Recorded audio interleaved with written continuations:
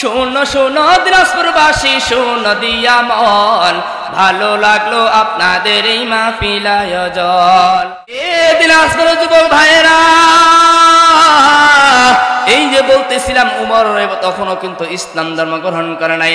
আমার বাজান রে, এবার যখন আবু জাহেল যখন ঘোষণা দিল, এবার যখন উমর ওই রাতের বেলায় যখন ওই ছুরিটা ওই তরবারিটা সাপের বিষ লাগাইয়া যখন ঘুমাইয়া পড়লো, এবার যখন এত বড় ঘুমাইয়া ঘুমানোর পর এবার সকালবেলায় উমর এবার সকালবেলায় যখন ঘুম থেকে উঠলো, এবার সকালবেলায় ঘুম থেকে ওঠার পর তার বিবিকে বলে, বিবি রে তোর বাড়িটা দে, আমি মুহাম্মদের কল্যাণ আনার জন্য যাব।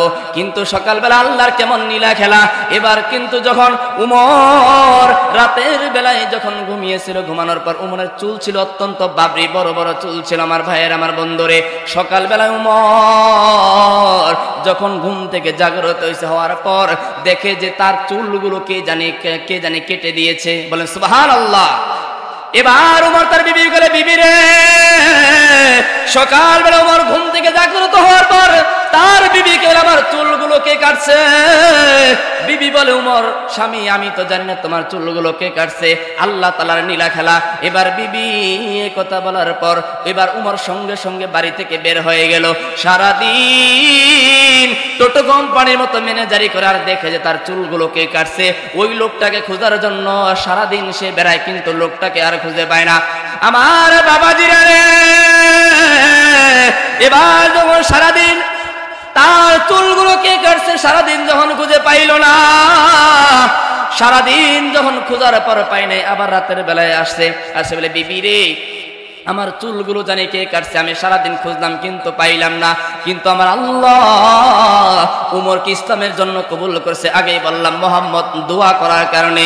এদিকে আমার আল্লাহ উমরের চুলগুলো রাতের বেলায়, ওই যে আমরা বর্তমানে চুল কাটি, কি বাদান কাটি না, চুলগুলো দেখেন যখন নাপিতের কাছে কাটবেন, তখন চুলের মধ্যে যদি একবার লাগায়, বাহিরে কেচিটা 3-4 বার 5-7 বার কেস করে লাগায় কি লাগায় না।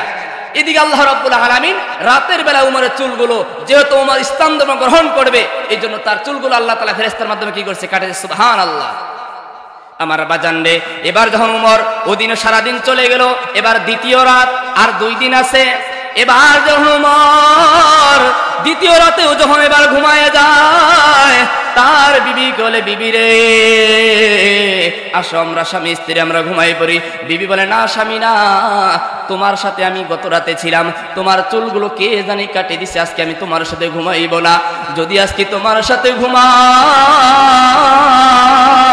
আজকে যদি আমার চুলগুলো কেটে দেয়, তাহলে অবস্থা কি হবে?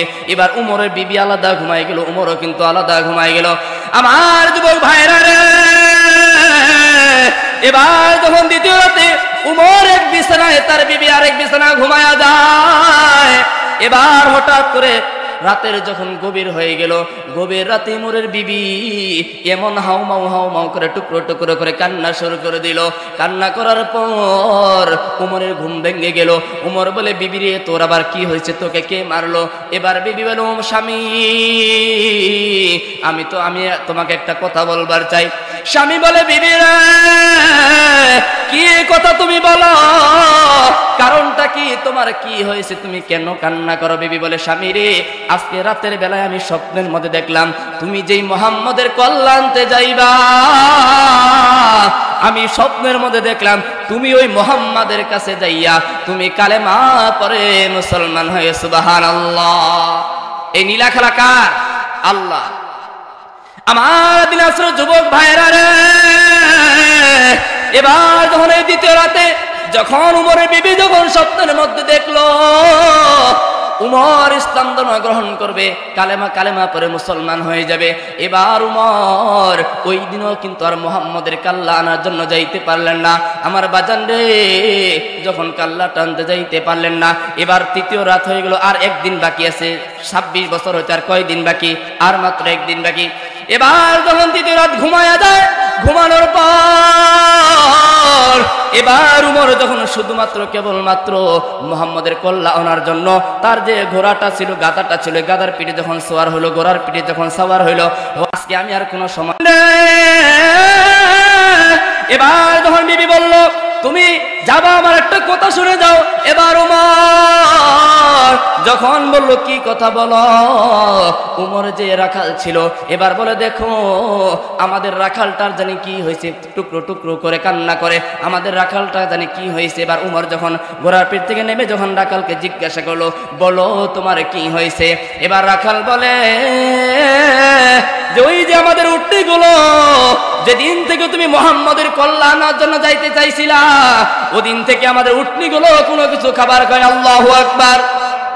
কারণ আমার আল্লাহ বলেছেন ওমা আরসালনাকা ইল্লা রাহমাতাল লিল আলামিন, আমার আপনার পয়গম্বর এই দুনিয়ার জন্য রহমত হিসেবে প্রেরণ করেছে। অনেক লম্বা ইতিহাস আমার বাজান রে। এবার যখন উমর ওই খানাগুলো নিজেই যখন উটনির কাছে দিতে চাইলো, এবার উটনি যখন ডান দিকে খানা দেয় বাম দিকে মুখ ফেরায় নেয়, যখন বাম দিকে খানা দেয় ডান দিকে মুখ ফেরায় নেয়, এবার উটনিগুলো খায় না। উমর বলে বিবি রে আজকে খাক আর না খাক সেটা দেখার বিষয় নয়, আজকে আমার সর্বশেষ দিন মুহাম্মদের কল্যাণ আনতে হবে।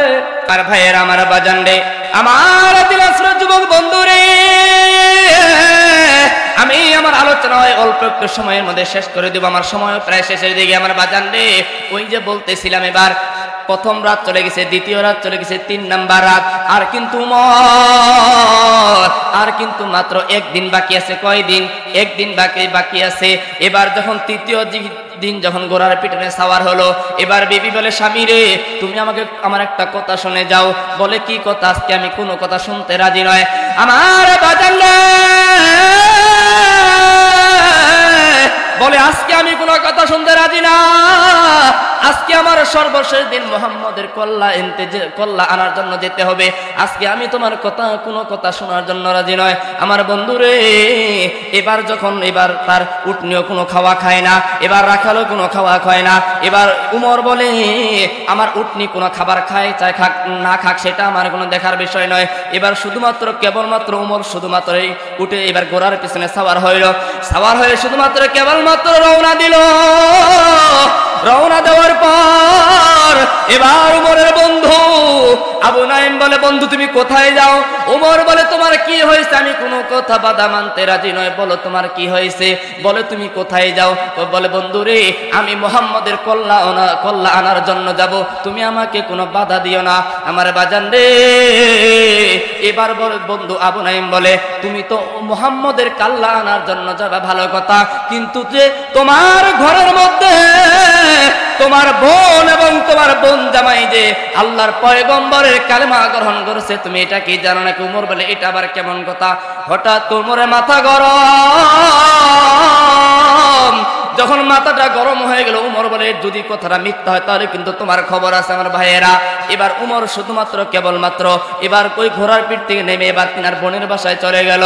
অনেক লম্বা ইতিহাস আমি বলতে চাই না আমার বন্ধুরে। এবার উমর যখন শুধুমাত্র কেবলমাত্র তার বোনের বাসায় চলে গেল, যাওয়ার পর ওই দরজাটা আস্তে আস্তে আস্তে আস্তে আস্তে আস্তে করে নক করতেছে। এবার তার বোন বলতেছে কে আসছে? এবার তার বোন জামাইকে বলে আমার ওই বেঈমান ভাই উমর এসেছে, তুমি চুপ করে বসে থাকো, দরজাটা আমি খুলে দেব। আমার বাজান এবার যখন তার বোন ফাতেমা শুধুমাত্র দরজাটা খুলে দিল, এবার তার ভাই উমর বলে তোমরা ঘরের মধ্যে কি করতেছিলা? তার বোন বলে ভাই গো বলো তোমার কি হয়েছিল? আমি কুরআন কারীম তেলাওয়াত করতেছিলাম। এবার তার ভাই উমর যদিও আমার আল্লাহ তাআলা ইসলামের জন্য কবুল করছেন, এখন পর্যন্ত কিন্তু উমর ইসলাম ধর্ম গ্রহণ করে নাই। আমার বন্ধুরে এবার তার বোন বলতেছে ভাই আমি তো মুহাম্মদের উপর ঈমান নিয়ে এসেছি, আমি ওই যে তাকের মধ্যে একটা বই আছে ওই বইটার নাম হলো আল কোরআন। সুবহানাল্লাহ। আমার বাজান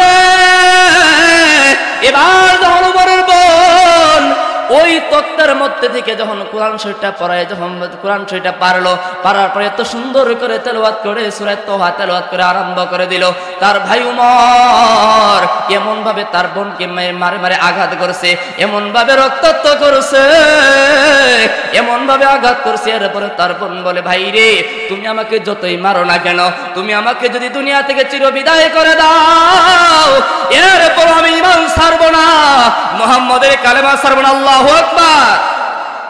এবারে কথা বলার পর উমর বলে, বন্দে বল ওই বইটা কোন বই, তুমি কেমন তেলাওয়াত করছো, ও তুমি ওই বইটা আমাকে একটু তেলাওয়াত করে শোনো আমার বাজান রে। এবার যখন উমরের বোন ওই বইটা আল কুরআন পারে যখন শুধুমাত্র কেবলমাত্র তেলাওয়াত করে আরম্ভ করে দিল, উমরের চোখ দিয়ে জর জর জর জর করে পানি পড়তেছে। আর উমর বলে, বন্দে তুমি আমাকেও তুমি মুহাম্মাদের দরবারে নিয়ে যাও, মুহাম্মাদের দরবারে নিয়ে আমাকে তুমি কালেমা পড়ে মুসলমান বানাই দাও। সুবহানাল্লাহ। এটা কিসের বরকত? কুরআনের বরকত।